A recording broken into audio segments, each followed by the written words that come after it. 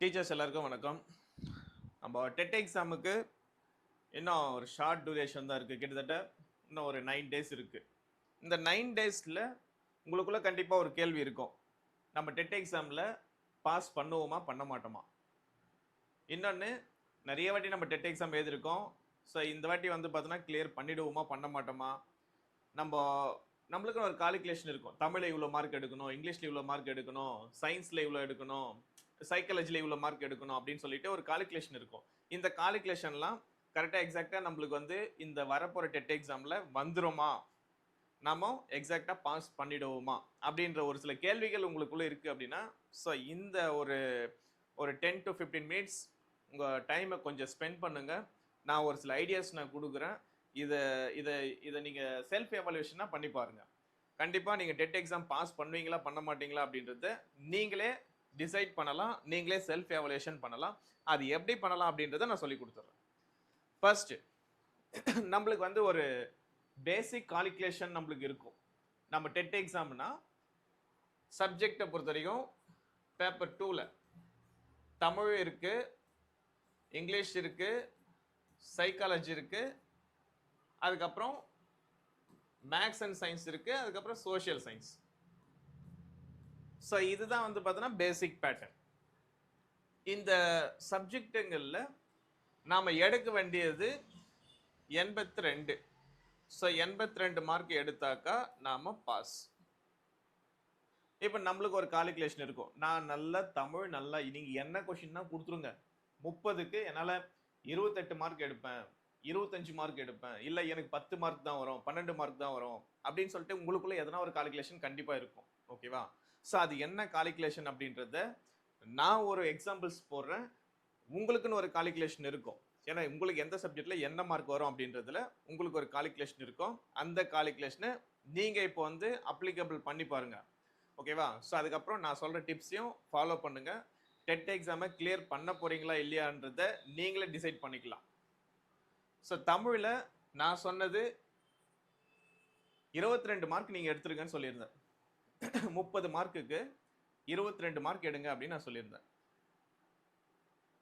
அதுக்கு அடுத்தது இங்கிலீஷ்லேயும் 22 மார்க் போதும், ரொம்பலாம் வேண்டாம். ஜஸ்ட் 22 மார்க் எடுத்துருங்க போதும். அதுக்கு அடுத்தது சைக்காலஜியில் ஒரு 12 மார்க் நாமளாக வந்து டிக் பண்ணாலும் கண்டிப்பாக ஒரு ஒரு 12 மார்க் வந்துடும். இல்லை கொஞ்சம் ஸ்டடிஸ் பண்ணி படித்தாலும் ஒரு 12லேருந்து ஒரு 15 மார்க் வரும் கன்ஃபார்மாக. நாம் ஒரு ஆவரேஜாக 12 மார்க் வச்சுக்குவோம். ஸோ இது வரைக்கும் நம்ம கையில் 56 மார்க் இருக்குது. ஓகேவா? ஸோ இது தமிழ், இங்கிலீஷ், சைக்காலஜி இந்த 3 சப்ஜெக்ட்லேருந்து இந்த ஒரு கால்குலேஷனில் உங்களால் மார்க் எடுக்க முடியும் அப்படின்னா 56 மார்க் இருக்குது. ஓகேவா? ஸோ அடுத்தது மேக்ஸு சயின்ஸில் எனக்கு மேக்ஸு நல்லா வரும் அப்படின்னா நீங்கள் மேக்ஸில் ஒரு ஒரு 20 மார்க் உங்களால் போட முடியும் அப்படின்னா ஓகே.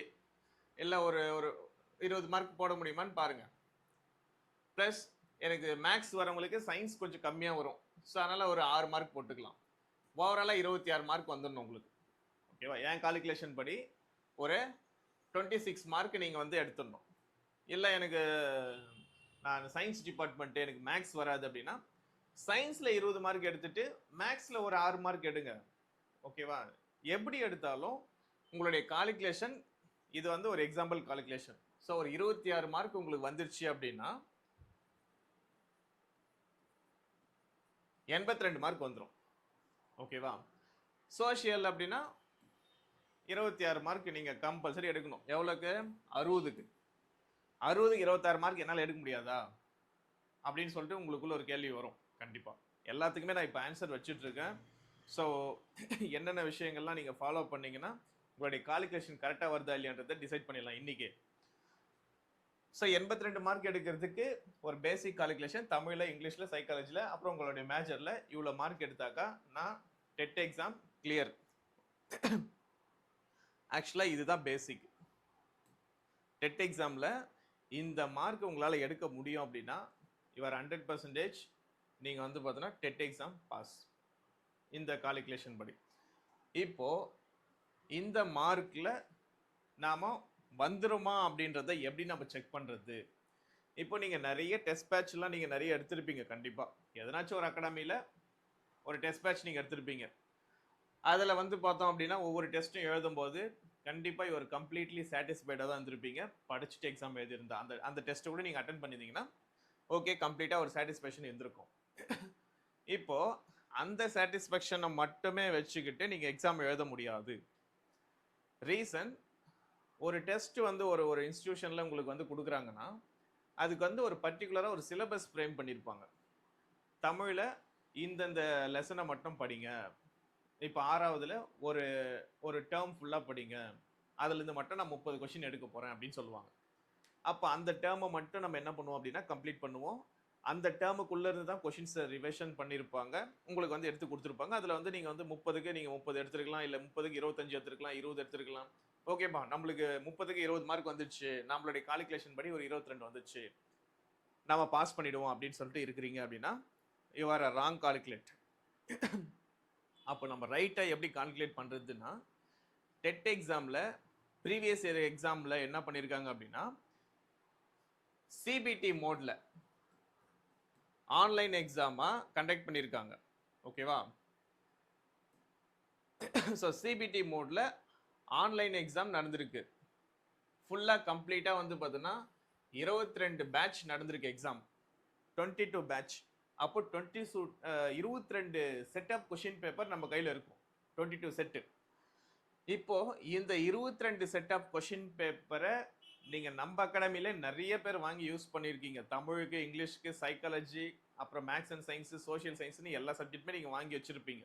ஸோ வாங்கி வச்சுட்டு இருக்கிறவங்க நீங்க என்ன பண்ணுங்கன்னா, இப்போ இன்னைக்கு ஒவ்வொரு டெஸ்ட்லயுமே நீங்க வந்து இந்த மார்க் ஒவ்வொரு டெஸ்ட்டும் இன்னைக்கு எடுத்து பண்ணுங்க.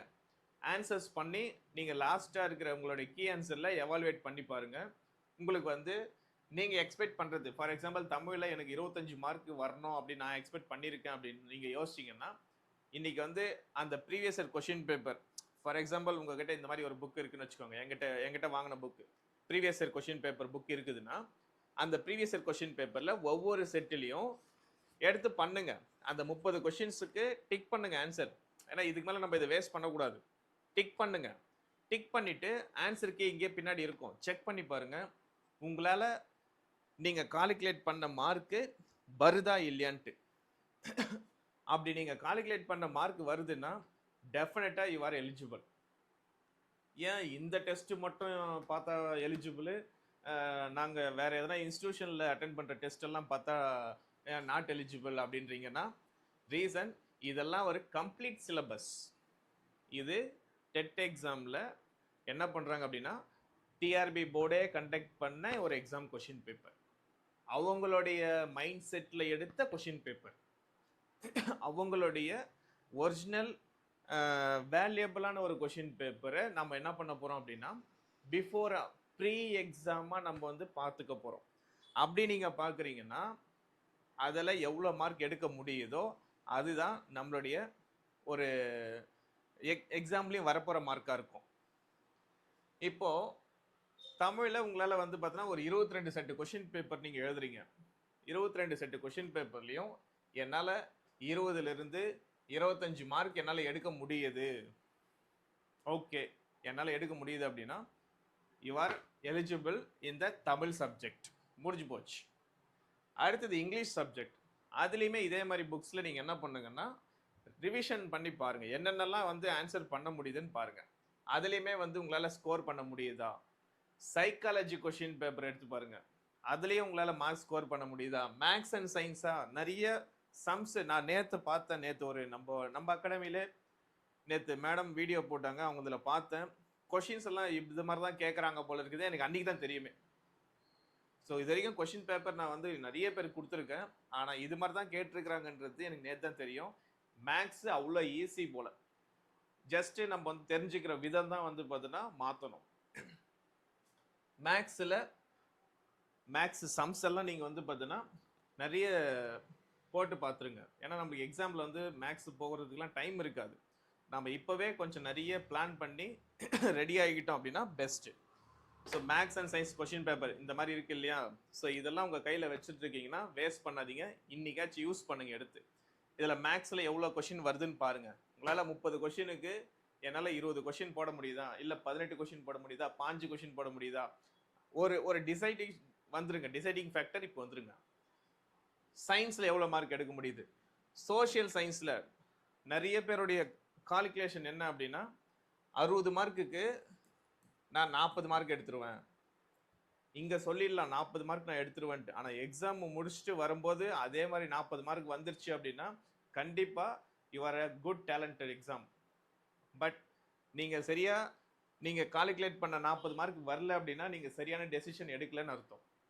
அப்போது நீங்கள் எவ்வளோ மார்க் வந்து சோஷியல் சயின்ஸில் எடுக்க போகிறேன்னு சொல்லிட்டு டிசைட் பண்ணியிருக்கீங்களோ அதை இந்த ப்ரீவியஸ் இயர் கொஷின் பேப்பரில் ப்ராக்டிஸ் பண்ணுங்கள். ப்ராக்டிஸ் பண்ணி பார்த்துட்டு எனக்கு இவ்வளோ மார்க் தான் வருது, எனக்கு 60க்கு 20 தான் ரைட் ஆகுது, இல்லை 30 தான் ரைட் ஆகுது அப்படின்னா எந்த இடத்துல நீங்கள் வந்து மார்க்கை ஸ்கோர் மாற்ற முடியுமோ அந்த இடத்துல மாற்றிருங்க. இப்போ கால்குலேஷன். இப்போ தமிழில் இப்போ நீங்கள் அந்த ப்ரீவியஸ் இயர் கொஷின் பேப்பரை மொத்த செட்டு கொஷின் பேப்பரை நீங்கள் பார்த்துட்டு பிறகு ஒரு ஆவரேஜ் வந்துட்டு இருக்கும். நம்மளுக்கு 18 மார்க் தான் வருது, இல்லை 25 மார்க் எல்லாத்துலேயுமே வருது அப்படின்னு சொல்லிட்டு ஒரு கால்குலேஷன் போட்டுக்கோங்க.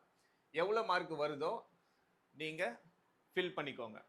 இங்கிலீஷில் எவ்வளோ வருது, அப்புறம் சைக்காலஜியில் எவ்வளோ வருது, மேக்ஸ் அண்ட் சயின்ஸில் எவ்வளோ வருது, சோஷியலில் எவ்வளோ வருது, மொத்தமாக நீங்கள் கால்குலேட் பண்ணி 82 மார்க்கு இல்லை 100 மார்க்கு கிட்டவோ இல்லை 90 மார்க்கு கிட்டவோ எனக்கு வருது அப்படின்னா டெஃபினட்டாக இந்த வரப்போகிற டெட் எக்ஸாம்லேயும் நீங்கள் பாஸ்.